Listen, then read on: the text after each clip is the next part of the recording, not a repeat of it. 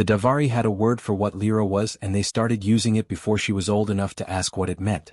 She learned it the way children learn most difficult things, gradually and from the edges, picking it up from conversations that stopped when she entered a room and from the way certain palace staff would look at a point slightly above her head rather than directly at her face, and from the particular careful distance that people maintained when they had no choice but to be near her. By the time she was old enough to understand the word fully, she had already understood the feeling of it for years. The word just gave the feeling a name. Cursed. It had started with the sky. The records were clear about it, and Lyra had read them herself as a teenager, pulling the relevant documents from the palace archive with the methodical determination of someone who has decided that knowing a thing is better than not knowing it regardless of what the thing turns out to be. On the day of her birth, the primary star of the Davari home system had undergone a partial collapse. Not catastrophic, not permanent, a temporary astronomical event that the scientists had since explained thoroughly and categorized as rare but not unprecedented. It had lasted 11 minutes. For 11 minutes the sky above the Imperial Palace had gone dark in the middle of the afternoon, and then the light had returned and the astronomers had noted it and filed their reports and moved on. The problem was what came back with the light. No Davari in any recorded history had been born with silver eyes. The Davari eye spectrum ran from deep amber through various shades of gold and copper and occasionally a dark reddish-brown in certain bloodlines. Silver was not in the spectrum. Silver was not supposed to be possible. And yet there it was, documented in the birth record by 3 separate witnesses, confirmed by the palace physician, noted with evident discomfort by every official who had to write about it in any capacity. Her eyes caught light the way mirrors did. When she looked at you directly in certain lighting, there was a reflective quality to them that was genuinely unusual, not unsettling once you were used to it but absolutely noticeable when you weren't. She had grown up watching people react to her eyes before they had processed anything else about her and had become very good at reading those first 2 seconds of adjustment. Most people never quite got past them. The scholars had produced papers. Several of them, over the years, each one more elaborate than the last in its attempt to connect her eyes and the solar event through whatever ancient framework the author preferred. The texts they cited were genuinely old, pre-empire documents that lived in restricted sections of the archive and dealt with signs and omens in the dense symbolic language of people who had looked at the sky and tried to make meaning from it before they had the science to do anything else. The scholars dusted these texts off and found in them what scholars generally find when they go looking with a conclusion already in hand, which is confirmation. The nobles read the papers and formed their opinions, and the opinions hardened into the particular kind of social fact that is almost impossible to argue against because it exists not in any single place but in the accumulated weight of what everyone simply knows. The cursed princess. It became a phrase with its own gravity. Her name was Lyra. She was the emperor's second child, his only daughter, born 11 minutes into a darkened afternoon and emerging from it with silver eyes and a designation that would follow her through every subsequent year of her life regardless of anything she actually did or said or was. She was 23 now. The east wing of the Imperial Palace was genuinely beautiful, which she had decided was either a kindness or an irony depending on her mood on any given day. The gardens were extensive and well maintained, laid out in the old Davari style with long stone paths between sections of carefully cultivated plants from a dozen different climates, maintained at significant expense by staff who took their work seriously. The walls were high and old and covered in something that bloomed twice a year in colors that had no adequate name in any language Lyra had learned. Her quarters were spacious and filled with books because books were the one thing her requests for had always been granted without discussion. Perhaps because books were easy and because a princess who spent her time reading was a princess who was not creating other kinds of complications. Visitors were rare. This was not accidental. 3 alliances had been proposed for her over the years. Her father had approached each one carefully and with what she understood in retrospect had been genuine effort, navigating the political sensitivities involved in presenting a cursed princess as a viable match without drawing more attention to the cursed designation than absolutely necessary. It had not worked. The first family had withdrawn, citing a reinterpretation of a religious text that had not been cited in active discussion for approximately 200 years. The second had used political language so elaborate that it had taken Lyra 3 readings of the withdrawal document to find the actual reason underneath it, which was the same reason dressed in different clothes. The third had been almost direct about it, which she had found herself appreciating in a bleak kind of way. After the third, her father had stopped trying. She understood why.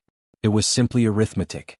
The political cost of each failed proposal was higher than the one before it, and the probability of a different outcome was not improving with repetition. It was easier to manage her absence than to keep engineering situations that ended the same way. She did not blame him exactly. Understanding why a thing happens and being unaffected by it are different skills, and she had developed the first more fully than the second, but she was working on it. She was not unhappy in any active or dramatic sense. She had her books, which were genuinely good company. She had her garden, which she knew in the kind of detail that comes from spending real time in a place across many seasons. She had enough space to move through her days without feeling physically constrained, and she had learned over the years to build a life inside the space available rather than spending energy mourning the space that wasn't. She had simply reached a point, somewhere around her 20th year, where she stopped expecting anything to change. Not bitterly. Not with any particular grief about it. Just with the quiet practicality of someone who has looked at their situation honestly and decided to stop organizing themselves around a future that the evidence does not support. The east wing was her world. The garden was her favorite part of it. The bench near the far wall, positioned where the blue evening light came through the gap in the old stone at a particular angle, was where she went when she wanted to read without interruption. She had been sitting there for 4 years without anyone joining her. She had stopped thinking about that too. Cole had a theory about assignments that nobody wanted. He had developed it in his first year with the diplomatic service after taking a posting that 3 senior colleagues had passed on and finding, over the course of 6 months in an unremarkable station on the edge of a minor trade route, more genuinely useful knowledge about how interspecies commerce actually functioned at the ground level than he had gathered in the entire preceding year of formal training. The assignments that looked good on paper, the ones people competed for, tended to put you in rooms where everything was already managed and your job was essentially to not disrupt the management. The assignments nobody wanted tended to put you somewhere real, where things were still being figured out, where paying attention actually produced something. He had held on to that theory through 3 years and several postings, and it had served him reasonably well. The Davari assignment tested it. He found out it was available on a Tuesday. By Wednesday afternoon he had watched it be offered to 4 different colleagues and had listened to each of them produce a reason why this particular moment wasn't ideal for a posting of this nature. Reasons that were varied in their specifics and identical in their function. By Thursday morning it had arrived on his desk with the particular energy of something that has been through enough rejection to have stopped expecting a different outcome and is simply waiting to see what happens next. Junior Trade Representative. The Davari Imperial Court. Outer Quarters Accommodation.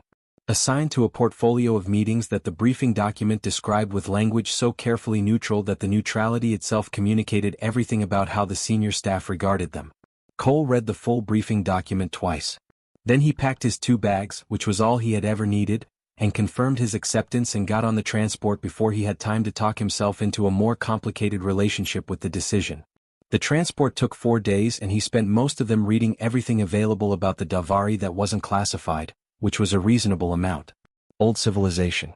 One of the oldest currently active imperial structures in this region of space, which meant their traditions had the particular weight of things that had survived long enough to stop being questioned and start simply being true by virtue of their own persistence. Formal in ways that went deeper than protocol, where formality was not a layer on top of the culture but was structural, built into how they understood the relationship between status and behavior and what each person's place in a hierarchy meant for how they moved through the world. He arrived ready to be patient. Patience was the skill the briefing document had most consistently implied was necessary, and Cole had enough self-awareness to know it was also not his most natural mode, which meant it was worth deciding to practice it deliberately before he needed it rather than after. The court was cold in the way that very old formal institutions are cold. Not hostile, not unwelcoming in any active sense, just completely oriented around its own internal logic in a way that left no particular space for warmth as a concept. The nobles he was introduced to on the first day looked at him with the practiced neutral expression of people who have learned to register presence without conveying anything about what they think of it. He was shown to his quarters in the outer wing by a staff member who gave him a map and indicated his schedule for the following day and answered his 2 questions with complete accuracy and no additional information. His quarters were fine. Clean, functional, with a window that looked out onto a section of the outer grounds that was tidy but not particularly interesting. He had stayed in worse places, and he arranged his 2 bags and put his books on the shelf and told himself this was the beginning of the part where you paid attention before you expected to understand anything. The second day was meetings. Junior meetings, as advertised, the kind where decisions had already been made several levels above and the purpose of the gathering was documentation rather than discussion. Cole attended all of them and took thorough notes and asked 1 question in each one, a careful question, the kind that showed he had been listening without suggesting he thought he had anything to contribute yet. He ate in the outer staff dining room and observed and said little and went back to his quarters and wrote up his notes from the day. By the third day he had a clear and specific sense that his presence in the Davari court was being tolerated in the technical meaning of that word. Nobody was rude. Nobody created friction or indicated in any direct way that he was unwelcome. They simply arranged their behavior around him the way you arrange furniture around an object that is occupying a space you didn't design for it. Working with his presence rather than responding to it. He was used to this. He had been the junior human representative in formal alien contexts before, and he understood that visibility had to be built rather than assumed, and that the building took time and consistency and the willingness to be unremarkable for as long as unremarkable was what the situation required. On the fourth evening he got lost. This was genuinely accidental. The palace was significantly larger than the map he had been given suggested. Or perhaps the map had been produced by someone whose familiarity with the palace was so complete that they had stopped being able to see which information was essential for someone who didn't share that familiarity.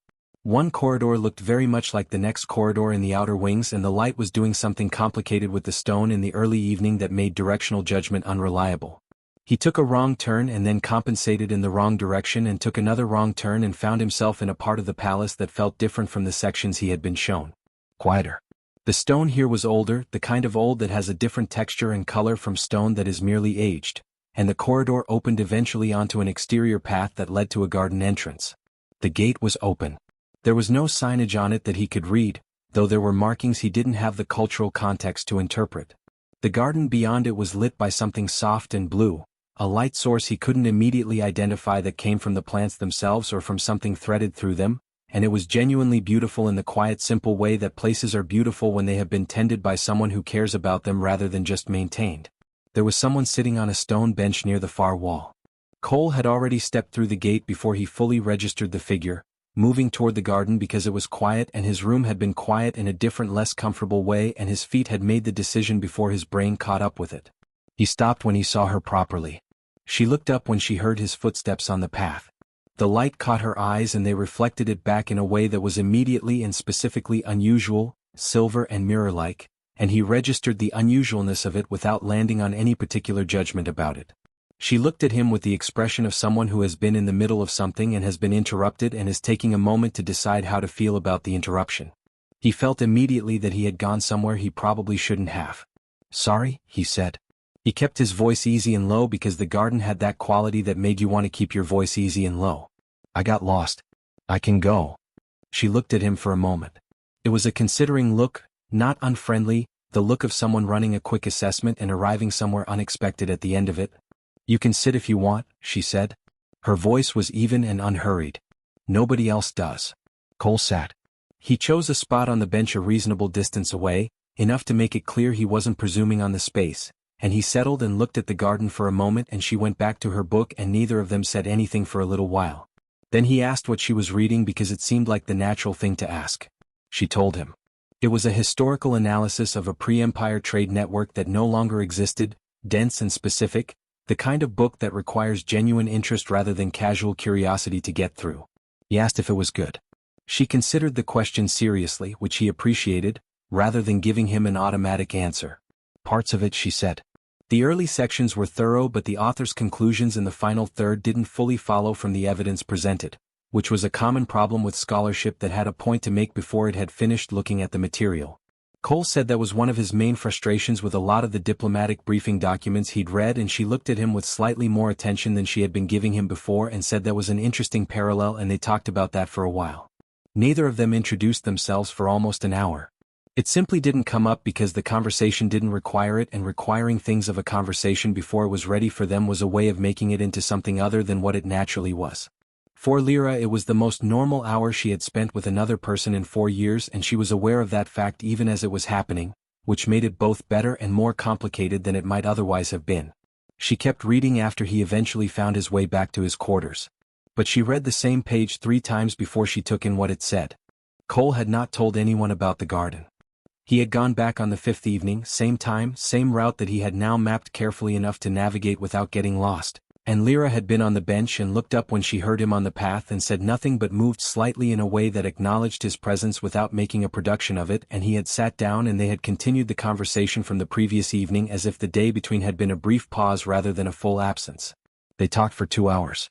She had finished the history book and had opinions about the final chapters that turned out to be worth hearing at length. He had brought a book of his own and she had asked about it and he had explained and she had asked 2 questions that indicated she had already understood more about the subject from his brief description than most people manage from a full introduction. He walked back to his quarters afterward thinking that whatever the Davari posting turned out to be professionally, it had at minimum produced the best conversation he'd had in several months, and that was not nothing. He had not mentioned it to anyone. Not because he felt he was doing something wrong, it had not occurred to him that he was doing something wrong, but because it was a private thing in the way that good conversations are private. Not secret, just personal. Not everyone needed to know about everything. The court found out anyway. He became aware of it gradually on the morning of the 6th day through the same kind of atmospheric shift that had told him during the first 3 days that he was being tolerated rather than welcomed. Something had changed in the way the palace staff moved around him. Not dramatically. Small adjustments in eye contact, in the timing of responses when he asked questions, in the quality of the silence when he entered a room where people had been talking. He noticed it the way you notice weather changing before you can see specific evidence of it, through some accumulated sense of the environment shifting. By mid-morning it had become more specific. He passed 2 senior nobles in the eastern corridor and both of them looked at him with an expression that was no longer neutral in the practiced formal way but was something with actual content behind it, and the content was not positive. A junior staff member who had been reasonably friendly in the dining room over the past several days found a reason to relocate to a different table. His schedule for the afternoon, which he checked through the palace communication system, had been quietly modified to remove a meeting that had been on it the previous evening. By afternoon he had been summoned. The office of Advisor Keth was in the administrative wing and was exactly the kind of room that had been designed to communicate institutional seriousness through its furnishings. Everything in it was old and deliberate and arranged with the precision of someone who understood that environments communicated before words did. Keth himself was a thin man with the careful posture of someone who had spent decades in formal institutional contexts and had allowed those contexts to finish raising him. He had his hands arranged on the desk in a specific way when Cole came in, and he looked at Cole with the expression of a person who has been given an unpleasant task and has decided that professionalism is the correct mode for it. Cole had to acknowledge, thorough about it. He explained the situation with careful language, each word selected to communicate the necessary content while maintaining the formal register that the institution required. The cursed princess, he said, using the designation without apparent awareness that it might be worth examining, was not someone whose company Cole should be actively seeking. He wanted to be clear that this was not a personal criticism of Cole. Cole was a guest of the court and was regarded as such. It was simply that certain traditions and certain cultural understandings existed within the Davari imperial structure that an outsider, however well-intentioned, could not be fully expected to appreciate without years of context that Cole did not have. The arrangement that had existed around the princess for some years was an arrangement that served important purposes and that required a certain consistency to function as intended. Cole listened to the entire thing without interrupting. He was good at listening to the entire thing, and Keth seemed to appreciate it because his posture relaxed slightly as he reached the end of his prepared content, the subtle relaxation of someone who has delivered a difficult message and found the recipient cooperative. Then Cole's communicator signaled a priority connection, and Keth's expression shifted slightly when Cole checked the source identifier because priority channels from human diplomatic offices were not common in the Davari Palace, and their appearance suggested the situation had moved faster and further than Keth might have anticipated. Cole accepted the connection and excused himself to the anteroom. His direct supervisor's voice came through with the slight delay of a long-distance priority patch. She was not unkind about it. She was practical and clear in the way she was always practical and clear, and she laid out the situation efficiently. The Davari nobles had used official channels. The trade negotiations were at a stage where friction of any kind was genuinely unhelpful. A visible withdrawal and a quiet apology, she said, would resolve the matter cleanly and allow everything to return to the track it had been on. Cole stood in the anteroom and listened to all of it. He thought about the first evening in the garden and Lyra's voice saying you can sit if you want, and the complete absence of performance in it, just a plain statement from someone who had made a decision and said it simply. He thought about 2 hours of genuine conversation on the 5th evening and the particular quality of talking to someone who actually thought about what you said before they responded to it. He thought about nobody else does, said without self-pity, just as information, the flat honest statement of a fact that had simply become part of how things were. He thought about what apologizing for sitting in a garden and having a conversation would actually mean. What it would require him to pretend. What version of events it would ask him to endorse by the act of apologizing for it. I'm not going to apologize, he said. The connection was quiet for a moment. Not the quiet of a dropped signal. The quiet of someone recalibrating. Cole. His supervisor's voice had a different quality now. Still professional but with something underneath it that was working harder. I sat in a garden, Cole said. We talked about books. I'm not going to apologize for that. He kept his voice even and straightforward because there was no heat in it, no rebellion, no politics. It was just a true thing that he was saying because it was true and because the alternative required him to perform a version of events that he was not willing to perform. If there are consequences, I'll manage them. But I'm not going to apologize for having a conversation with someone. His supervisor was quiet for another moment. Then she said she would be in touch and the connection closed. Cole stood in the anteroom for a moment and then went back into Keth's office and thanked him for his time and left. The court spent the next 2 days being thoroughly horrified. Cole was aware of this the same way he had become aware of the shift on the 6th morning, through atmosphere and adjustment and the particular way that institutional disapproval moves through a formal palace without anyone needing to say anything directly. He went back to the garden on the 7th evening anyway. Lyra was on the bench. She looked up when she heard him and her silver eyes caught the blue light and she said nothing for a moment and then said that she had heard there had been some difficulty. Cole sat down and said that there had been some conversations, yes. She looked at him with an expression that was trying to read something and not entirely sure what it was finding. He asked if she had started anything new since she finished the history book. She had. She told him about it. They talked about that for a while and the garden was quiet around them and somewhere in the palace the court continued being horrified about it and neither of them found that to be the most important thing currently happening. The summons arrived on the 9th day through official channels, delivered by a palace courier who handed Cole a sealed document with the particular formality of someone performing a task they understood to be significant and wanted to make sure that significance was communicated through the delivery itself. Cole broke the seal and read it and set it on his desk and sat there for a moment. He had been expecting something. The court's horror over the past 2 days had been building in the particular way that institutional discomfort builds when it doesn't have an outlet, accumulating pressure that had to go somewhere eventually. He had watched it move through the palace in the form of increasingly pointed silences and increasingly formal interactions from staff who had previously been merely neutral and the absence of 2 meetings from his schedule that had not been replaced with explanations. Something was coming and the Emperor's personal summons was a more direct version of it than he had anticipated but not a surprising direction for things to move. He dressed carefully that morning.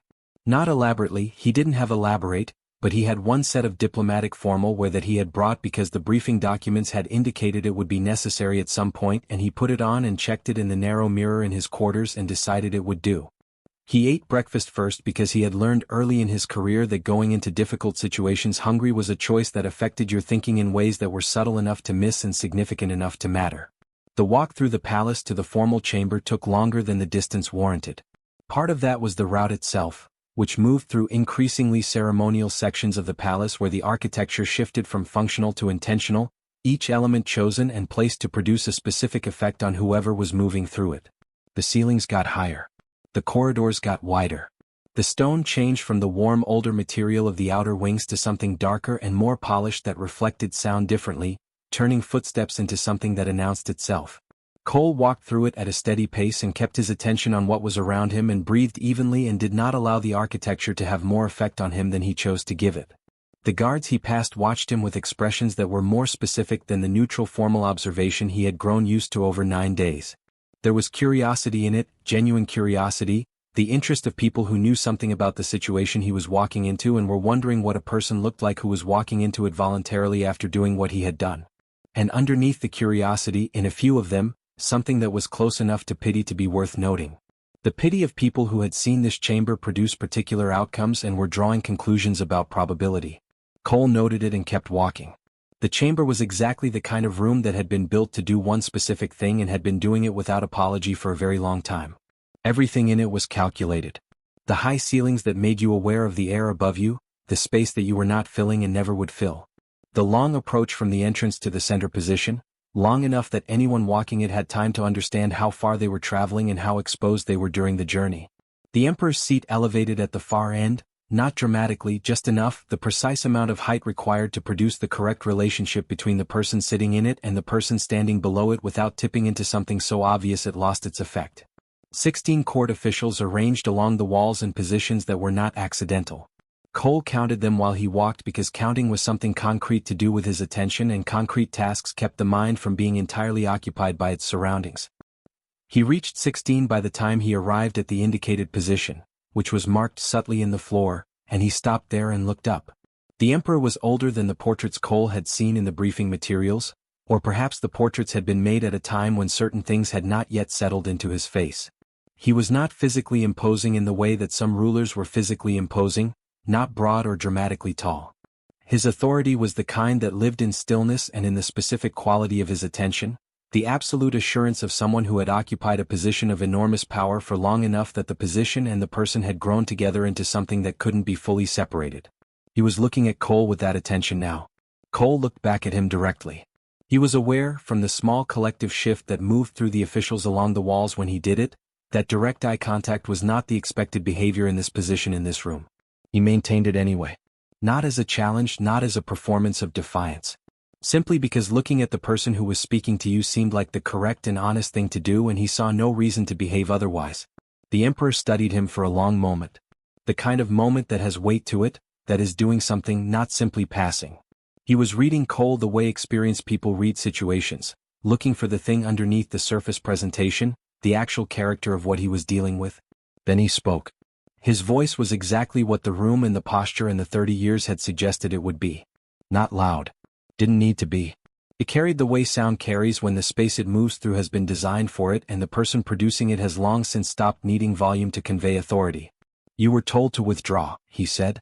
Each word placed with deliberate spacing. My court requested it. Your own government instructed it. You refused. He let that sit for a breath. Explain yourself. Cole stood at the indicated position and was quiet for just a moment. Not because he was afraid.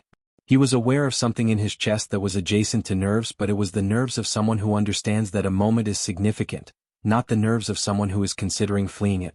He was quiet because he was doing something specific with the silence. He was organizing something simple into words, and simple things required a particular care to say correctly, a care that complicated things didn't always need because complexity had its own scaffolding.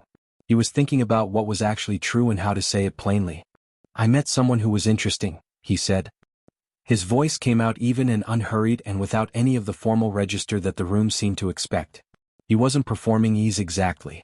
He was just speaking the way he spoke when he was saying something he meant. We talked about books. She was funny in a way that came out sideways, the kind of funny that you almost miss if you're not paying attention. She knew more about 3 completely different subjects than anyone I've had a real conversation with in the past 2 years. He held the Emperor's gaze steadily.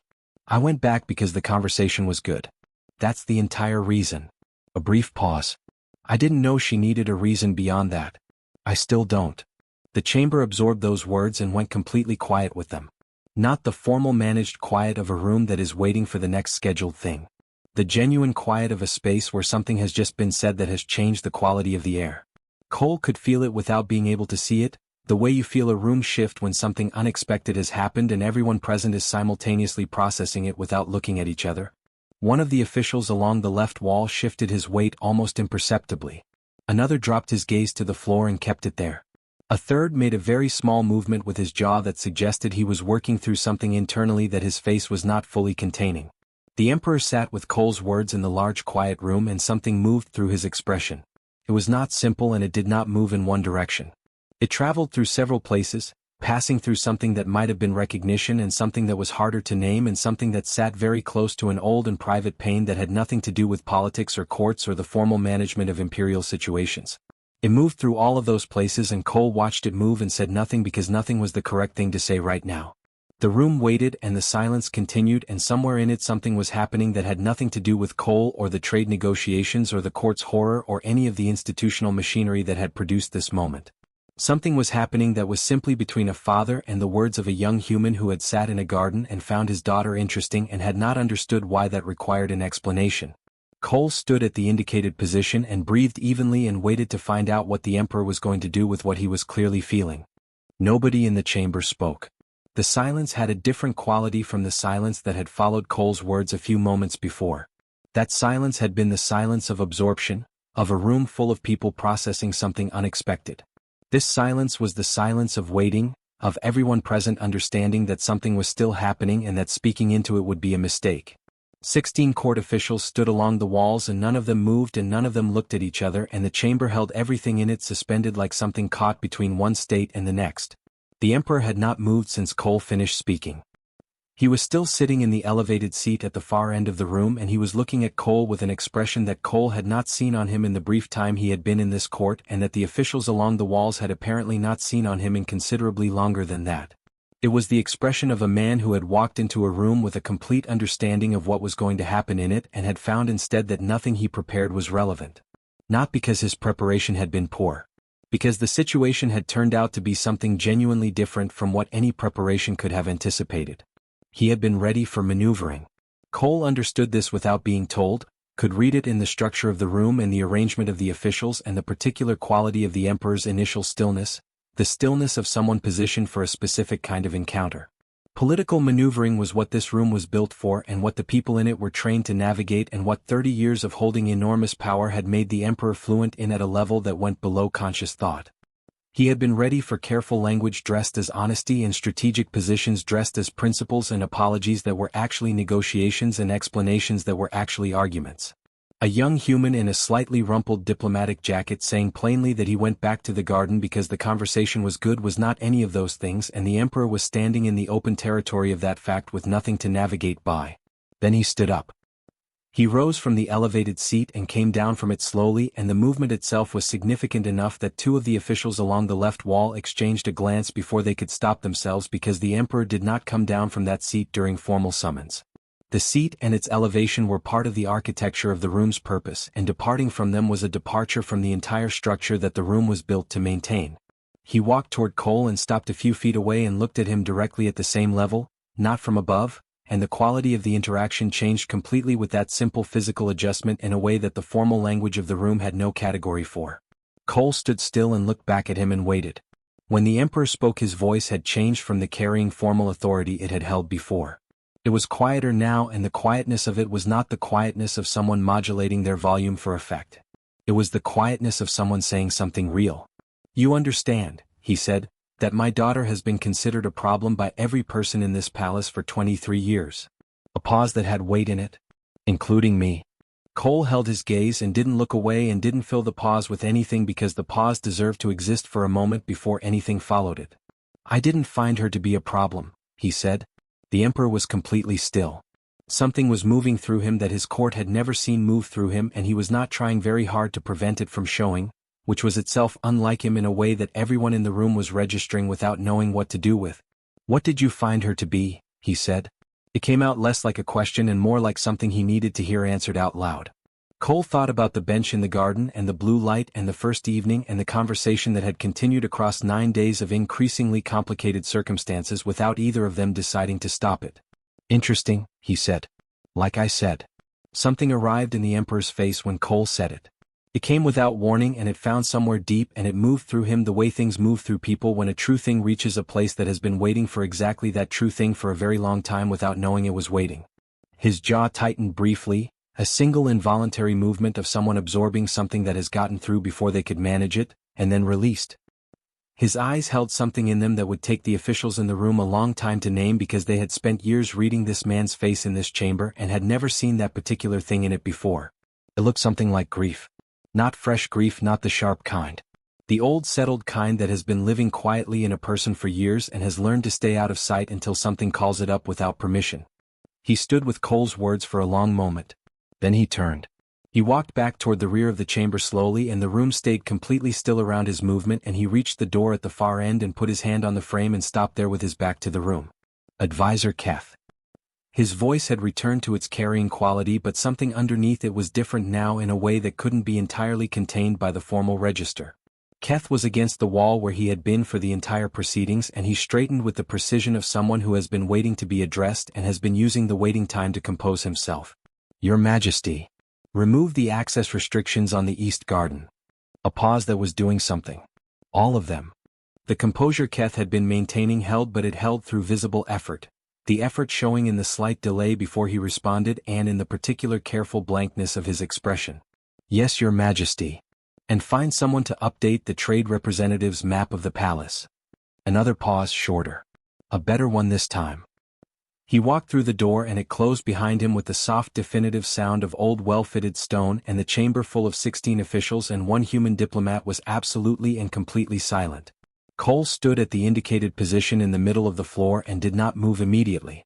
He was thinking about something specific.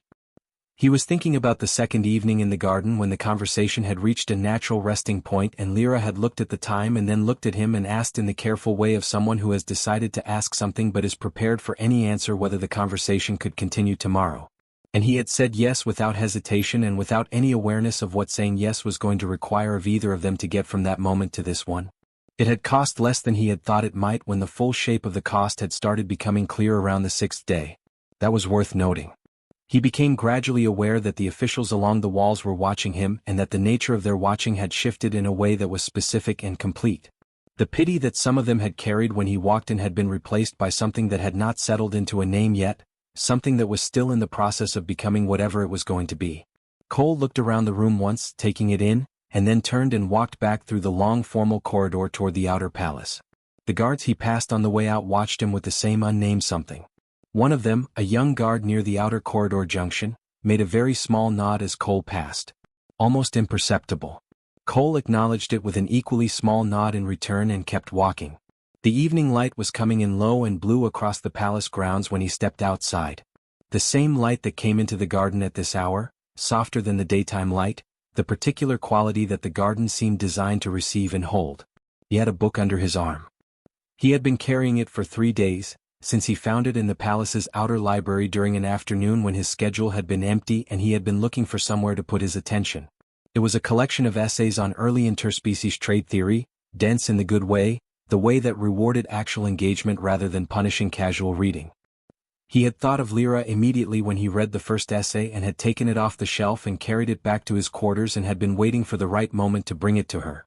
3 days of increasingly complicated circumstances had delayed the right moment considerably. He walked across the grounds toward the east wing. The path was familiar now in the way that paths become familiar when you have walked them with intention across enough evenings. Each stone and turn and the place where the ground changed texture between the older and newer sections of the grounds all registered without requiring active attention. The east garden gate was open. He stopped for just a moment when he saw it. Not from surprise, the Emperor's instruction had been clear and he had understood what it meant when he heard it. He stopped because the open gate looked different from how it had looked on the fourth evening when he had walked through it without knowing it was restricted, without knowing anything about what was on the other side of it or what finding it would turn into. It looked different because he understood now what it being open meant and what it being open going forward was going to mean, and that was a larger and more complicated thing than an open gate usually was. He walked through it. The garden was quiet and the blue light was doing what it did at this hour, and Lyra was on the bench near the far wall with a book in her hands, and she looked up when she heard his footsteps on the path the way she had looked up every evening for 9 days. She looked at him for a moment and he could see her reading something in his face about how the day had gone and arriving at a conclusion about it. He sat down and held out the book. She looked at it and then at him and took it and read the title, and her expression did something that was almost a smile, the kind that comes before you have decided whether to let it through fully. "This is actually good," she said. "I thought so," Cole said. They sat in the garden in the evening light and the gate behind them was open, and neither of them said anything about what that meant yet because there was time now, and time changed what needed to be said immediately and what could wait and what could simply exist for a while before it required words. The garden was quiet around them and the light held, and somewhere in the palace behind them an empire was beginning, slowly and without any announcement, to reconsider something it had believed without question for 23 years.